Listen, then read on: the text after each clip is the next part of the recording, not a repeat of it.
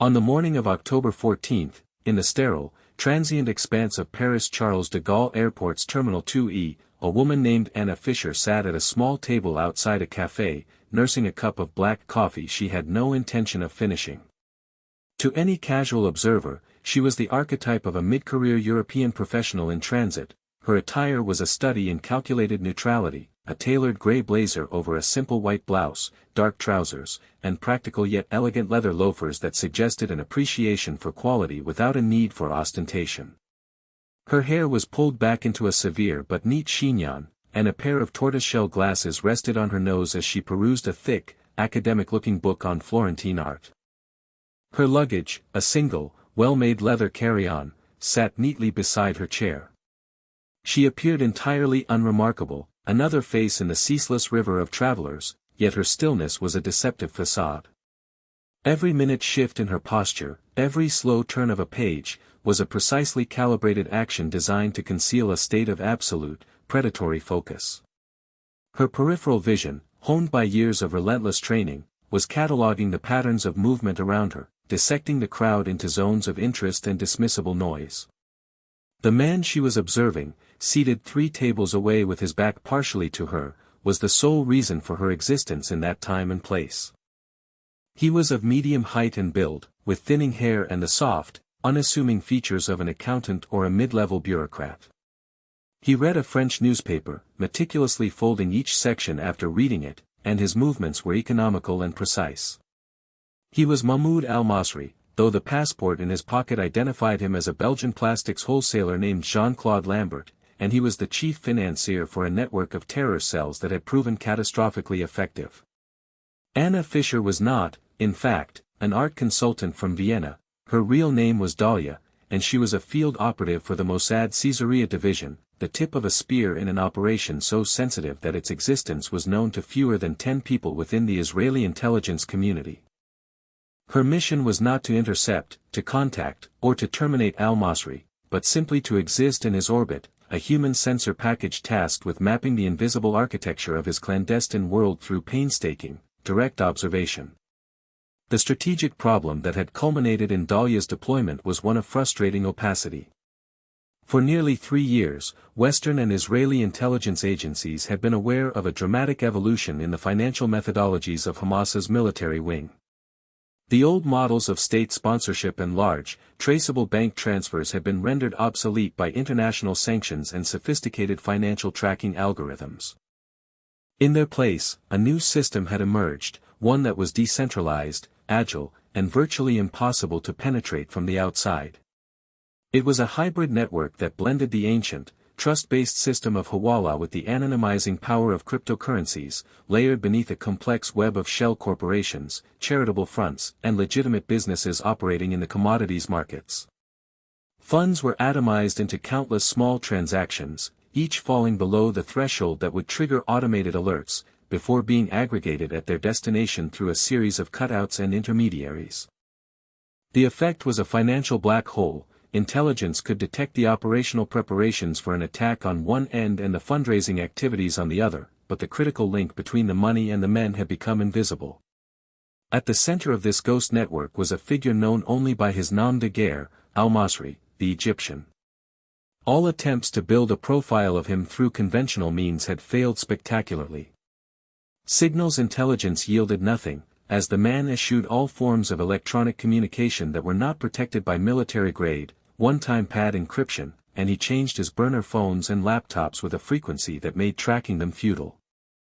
Human intelligence assets within the broader organization knew of him only as a legend, a shadowy authority who issued directives through encrypted messages passed down a chain of command.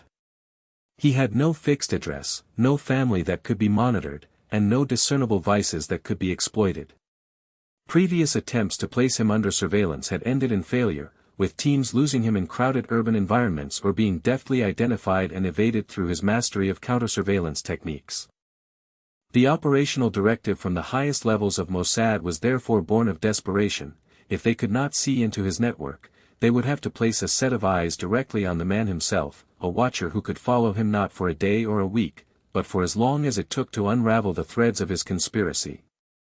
The target profile assembled by Mossad's research division, pieced together from fragments of old intelligence and psychological analysis, painted a portrait of a man far removed from the typical image of a terrorist commander. Mahmoud al-Masri was not a product of refugee camps or radicalized mosques. He was a former professor of economics from a prestigious Cairo university, holding a doctorate from the London School of Economics. His academic work had focused on informal value transfer systems and the economic resilience of non-state actors, a field he had not merely studied but had gone on to weaponize. He was believed to be in his late 50s, a man driven not by overt fanaticism but by a cold, intellectual conviction in his cause. He saw himself as a revolutionary strategist, not a mere foot soldier, and he approached his work with the meticulous discipline of a scholar. His operational security, or tradecraft, was legendary. He never used the same identity for more than 2 months, and his forged documents were of the highest possible quality, sourced from a clandestine workshop known to serve multiple state-level intelligence agencies. These were not mere forgeries but legends built on real, deceased individuals whose records had been subtly altered, making them resistant to all but the most invasive forensic checks. He avoided hotels that catered to international business travelers, preferring smaller, independent establishments where staff were less likely to be security conscious or in the pay of a foreign service. He paid for everything in cash, drawn in small amounts from a network of bank accounts opened by proxies. His single greatest defense, however, was his profound understanding of surveillance. He knew the methodologies of signals intelligence, the patterns of physical surveillance teams, and the subtle tells of a compromised environment. He moved through cities in unpredictable patterns, frequently doubling back, entering and exiting public transport at random, and using reflections in shop windows to constantly monitor those behind him. He was, in essence, a counterintelligence professional operating in the service of a terrorist organization, a challenge that rendered most standard operational playbooks useless. Faced with the impenetrable nature of the target and the repeated failures of conventional approaches, a small, insulated cell within Mossad's planning division, known as the Bayonet Unit, was tasked with conceiving an unconventional solution. The proposal they developed was both audacious and fantastically risky. It was predicated on a single psychological insight into the target. Al-Masri was an expert at detecting organized, professional surveillance teams, which typically operated with multiple members, vehicles, and a command-and-control element. He was trained to spot the handoffs between watchers, the unnatural clustering of individuals, and the electronic signature of their communications. The Bayonet Unit's proposal was to counter this by deploying a single, unaccompanied operative, lone wolf, whose legend would be so deeply and flawlessly constructed that she could operate in close proximity to al-Masri for an extended period without ever registering as a threat. She would not be part of a team, she would be the entire operation. The objective was not to intercept his communications or plant a tracking device, but to become a persistent feature of his environment, a shadow that could observe his meetings, document his face-to-face contacts, and identify his dead drops and safe houses. This human-centric approach carried enormous risks. The operative would be completely isolated, with no immediate backup if compromised. A single mistake, a moment of hesitation, or a flicker of unprofessional interest could lead to her exposure, capture, and almost certain death. Furthermore, the operation would traverse multiple European countries, creating a minefield of jurisdictional and diplomatic hazards. If the operative were caught, the resulting international incident would be catastrophic for Israel. The plan was therefore a high-stakes gamble, replacing technological superiority with psychological subtlety and trading the safety net of a team for the stealth of a single, invisible pursuer. The technological and tactical preparations for the mission were exhaustive, reflecting the unique demands of a solo, long-duration surveillance operation. The technical specialists in Mossad's Negev laboratory were tasked with creating a suite of tools that were both highly effective and utterly deniable. The centerpiece of Dalia's equipment was a bespoke handbag, a high-end but nondescript leather satchel. Its interior lining was interwoven with a flexible, ballistic-grade fiber to offer some minimal protection, but its true purpose was concealed within the bag's structure. A miniaturized, high-definition camera, its lens no larger than a pinprick, was embedded in one of the brass rivets of the shoulder strap's buckle. The camera was activated not by a button or a switch, but by a pressure-sensitive plate sewn into the handle. Dahlia was trained to activate it through a specific, seemingly natural sequence of muscle contractions in her grip, a method that was impossible for an outside observer to detect. The camera's solid-state memory could store over 40 hours of high-resolution video and was connected to a microtransmitter that used a compressed, burst transmission protocol. This allowed her to upload the day's intelligence to a secure, orbiting satellite in a data packet lasting less than 0.2 of a second, a transmission too brief to be triangulated. Her smartphone was another piece of custom engineering. On the surface, it was a standard commercial model, but its firmware had been completely replaced. It contained a benign-looking application, a Sudoku game, which was in fact the gateway to her secure communication platform. Accessing it required a complex, multi-stage biometric authentication, including a fingerprint scan and a specific pattern of eye movement, which then opened a one-time pad encryption system for receiving instructions from her handler. The digital infrastructure supporting her cover identity was equally intricate. The technical team had spent 18 months building the online presence of Anna Fisher. They created a professional website for her art consultancy, complete with a portfolio of fabricated projects and glowing client testimonials. They backdated social media profiles on platforms frequented by art professionals, populating them with years of mundane posts about gallery visits, auction results, and academic articles. They even established a faint but verifiable pattern of online purchases, subscriptions to art journals, and email correspondence with real galleries, creating a digital footprint so authentic it could withstand a forensic investigation by a state-level adversary. The selection and preparation of the operative were the most critical elements of the entire endeavor. The psychological profile for the ideal candidate demanded a rare combination of traits: immense patience, supreme self-reliance, an actor's ability to inhabit a role completely, and a core of ideological motivation strong enough to withstand prolonged periods of extreme stress and isolation. They found their candidate in Dahlia, a junior analyst in the research division. Dahlia was outwardly quiet and academic, holding a master's degree in art history, a detail that would later form the bedrock of her cover. But beneath her scholarly exterior was a personal history that had forged an unbreakable will. Her younger brother had been killed in a bus bombing in Jerusalem a decade earlier, an event that had transformed her grief into a cold, controlled, and deeply personal commitment to the state's security. She was not a thrill-seeker or a nationalist zealot, her motivation was a quiet, burning imperative to prevent other families from experiencing her loss. Her training was brutal and comprehensive. She spent 6 months at a secure facility in the Negev desert, where she was systematically broken down and rebuilt.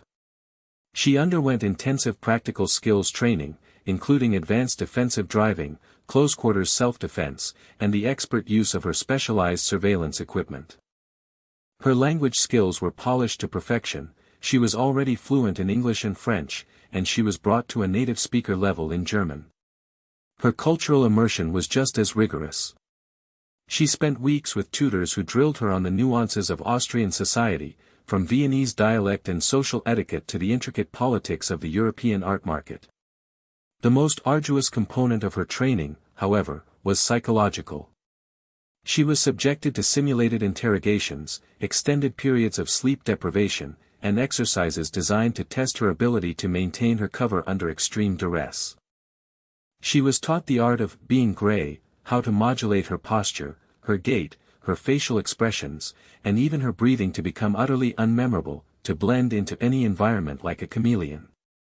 The goal was to erase the Mossad operative and leave only Anna Fisher, an identity she had to inhabit so completely that it became her primary reality.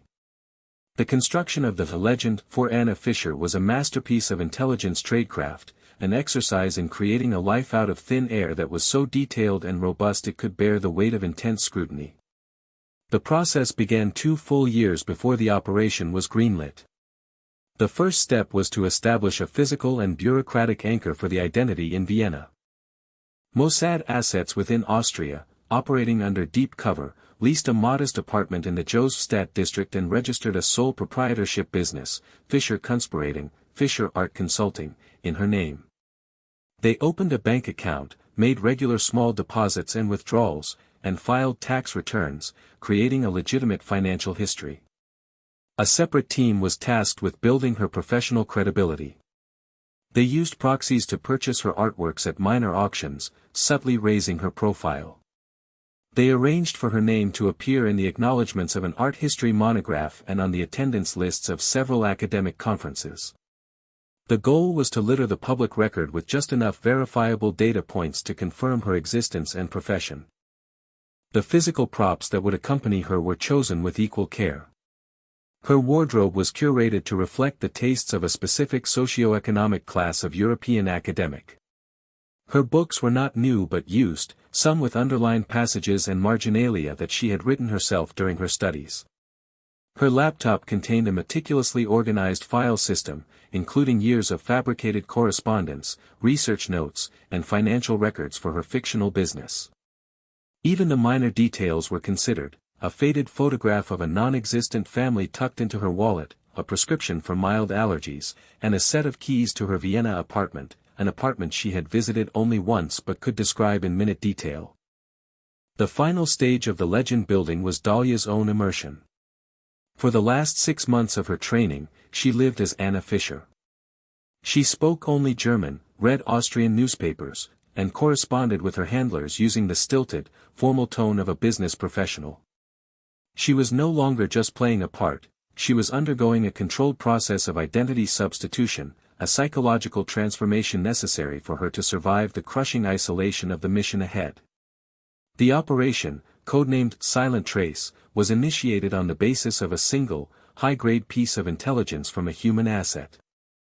An informant cultivated by Mossad over several years, a disgruntled courier within al-Masri's logistical network, provided information that the financier was scheduled to undertake a multi-city tour of Europe to consolidate funds and meet with key operational planners. The courier could not provide an exact itinerary but gave a probable travel window and a likely first destination: Geneva, Switzerland. This was the trigger. Dahlia, who had been living quietly in a holding pattern in Vienna, was activated. As Anna Fischer, she booked a flight to Geneva, ostensibly to attend a symposium on the provenance of Renaissance art, an actual event that provided a perfect, verifiable reason for her presence in the city. She arrived 3 days before the start of al-Masri's suspected travel window, checking into a modest hotel and immediately setting about her cover activities. She spent her days at the symposium, taking notes, networking with genuine academics, and visiting local galleries. Her evenings were spent alone in her hotel room, studying the intelligence package on al-Masri one final time and mentally rehearsing the intricate protocols of the surveillance mission. She was a coiled spring, projecting an aura of academic calm while her senses were on the highest possible alert. She received no further communication from her handler. The plan dictated that once in the field, she was on her own until the mission's conclusion. Her only task was to wait for the target to appear, a period of profound tension and uncertainty where the greatest enemy was the corrosive effect of an overactive imagination. The waiting ended on the 3rd day.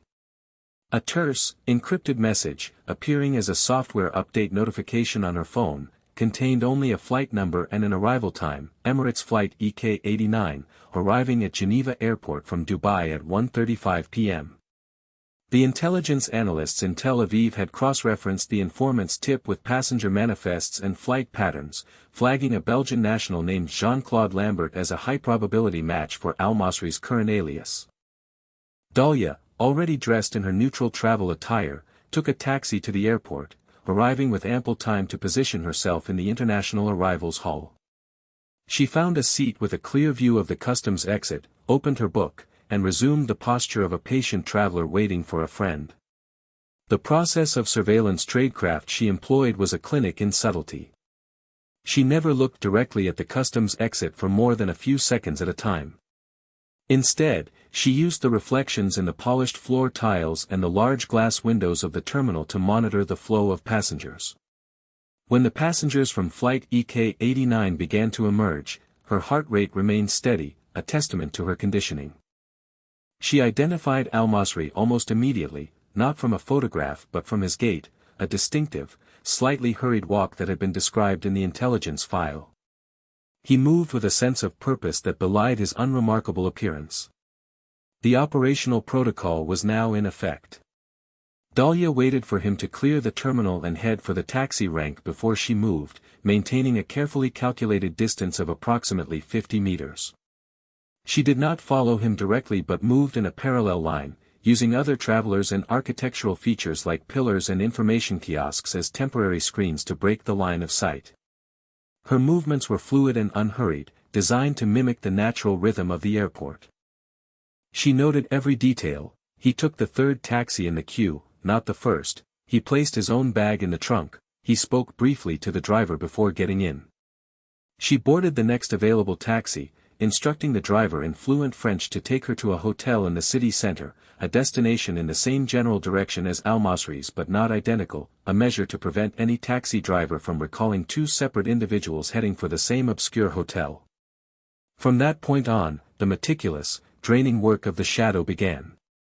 The pattern established in Geneva became the rhythm of Dahlia's life for the next 11 days. Al-Masri was a creature of disciplined habit. He checked into a small, family-run hotel, and Dahlia, after confirming his location through a brief, low-risk drive-by, checked into a similar establishment 3 blocks away. Her days were a study in extreme patience. She would rise before dawn, position herself in a cafe or a public park with a vantage point on his hotel, and wait for him to emerge. Her surveillance was never static. She varied her locations, her appearance, a change of scarf, adding or removing her glasses, and her cover activity. One day she was a tourist sketching in a notebook, the next a student engrossed in her reading. When Al-Masri moved, she shadowed him with painstaking care. In the urban environment, the challenges were magnified. She had to manage distances in crowded streets, anticipate his movements at intersections, and use the city's natural flow to her advantage. She mastered the art of the floating box, a surveillance technique where she would stay behind and to the side of the target, occasionally allowing other pedestrians to pass between them, ensuring she was never directly in his rear view for a prolonged period. She used shop windows, car mirrors, and even the reflections in other people's sunglasses as tools to observe him without turning her head. Each day, she documented his activities with the camera in her handbag, a brief meeting with an unknown man on a park bench, a visit to a public library where he used a computer for exactly 15 minutes, the purchase of a new prepaid SIM card from a small tobacconist. In the evenings, she would return to the sterile anonymity of her hotel room. This was the most difficult part of the mission. The psychological strain of maintaining constant hypervigilance, combined with the profound isolation, was immense. She had no one to talk to, no way to decompress. She ate her meals alone, performed her mental exercises to keep her focus sharp, and prepared her intelligence reports. Before sleeping, she would perform the burst transmission, sending the day's harvest of data into the ether, her only connection to the world she had left behind. From Geneva, the trail led to Frankfurt. Al-Masri took a train, and Dahlia was on the same train, 4 carriages behind him. In Frankfurt, the routine repeated, followed by a flight to Paris. With each passing day, the strain mounted, a low-frequency hum of anxiety beneath her placid exterior. She was a ghost hunting a ghost, a solitary vigil in the heart of Europe. The climax of the operation arrived not with a dramatic confrontation, but with a subtle and critical deviation in the target's behavior. On her 12th day of surveillance, the 4th day in Paris, Al-Masri broke from his established pattern. Instead of his usual routine of anonymous wandering and brief, transactional encounters, he took the metro to the Butte-Chaumont Park, a sprawling, hilly public space in the 19th arrondissement. Its winding paths, dense foliage, and multiple entrances and exits made it an ideal location for a clandestine meeting and a nightmare for surveillance. Dahlia followed, her senses screaming with alert. This was different. This was significant. She found a position on a higher elevation, partially concealed by a large chestnut tree, that gave her a commanding view of the small lake at the park center. She removed a stainless steel thermos from her satchel, a piece of equipment that had been meticulously designed by the Negev lab. Its upper section contained a small amount of coffee, but the lower 2/3 housed a powerful, gyro-stabilized telephoto lens camera. Posing as a tourist enjoying the view, she aimed the thermos in the general direction of the lake and activated the camera. For nearly an hour, Al-Masri sat alone on a bench, feeding pigeons, a classic counter-surveillance waiting posture. Then, a second man arrived. He was younger, with the hard, watchful eyes of a man accustomed to violence. They did not shake hands or exchange pleasantries. They sat on the same bench, facing forward, speaking without looking at each other. Dalia's camera, its shutter mechanism completely silent, captured hundreds of high-resolution images of the second man's face from multiple angles. The meeting lasted for precisely 7 minutes. A small, inconspicuous package, likely a memory card or a document, was passed from Al-Masri to the new contact. This was the moment the entire operation had been built for. It was the physical handshake between the sterile world of international finance and the bloody reality of operational terrorism. Dalia continued to record as the two men departed in opposite directions. She knew, with absolute certainty, that she had just captured the missing link in the intelligence chain. The mission's primary objective was now complete. With the intelligence secured, Dalia's priority immediately shifted to extraction.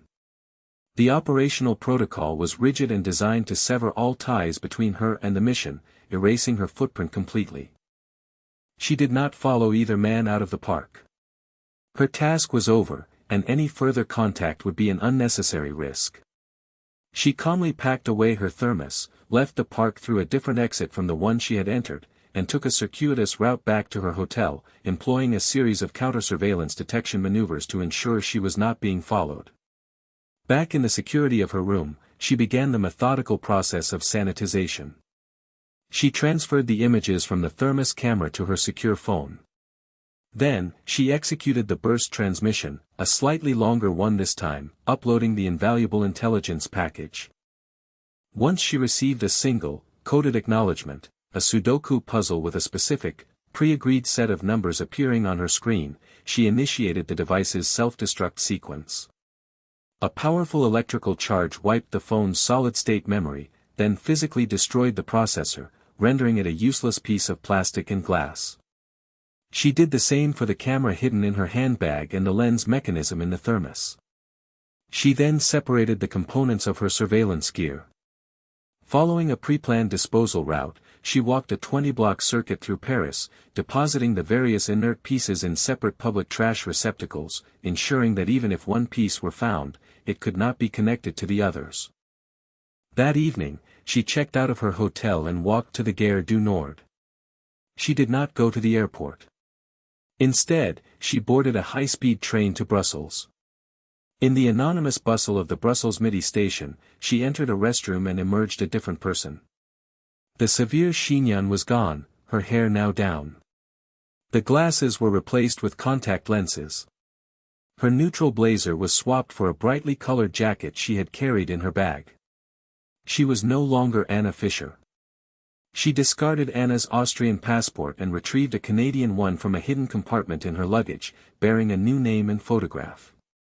From Brussels, she booked a flight, not to Tel Aviv, but to Toronto, with a layover in Amman, a deliberately convoluted route designed to muddy her trail. The legend of Anna Fisher, the quiet Viennese art consultant, had dissolved back into the ether from which it came. The consequences of Operation Silent Trace were immediate and profound, though they unfolded far from the public eye. The high-resolution images Dalia had captured were analyzed by Mossad's facial recognition experts and cross-referenced with databases from allied intelligence agencies. Within hours, the second man in the park was identified. He was a French-Algerian national, a known radical who was the suspected leader of a sleeper cell based in the suburbs of Paris. He was the logistics chief and operational commander for a planned series of coordinated attacks on the city's public transportation system. Acting on the precise and actionable intelligence provided by Mossad, the French Domestic Security Service, the DGSA, launched a series of raids. The entire cell was dismantled, and weapons caches, bomb-making materials, and detailed plans for the attacks were seized. An imminent catastrophe had been averted, a silent victory measured in the lives that were not lost and the headlines that were never written. For al-Masri, the fallout was equally severe. The compromise of one of his key European cells sent a shockwave through his network. He knew he was compromised, though he could not know how. He immediately aborted the rest of his trip and disappeared, retreating deep underground. While he was not captured, his network was shattered. Trust, the currency upon which his entire system was built, had evaporated.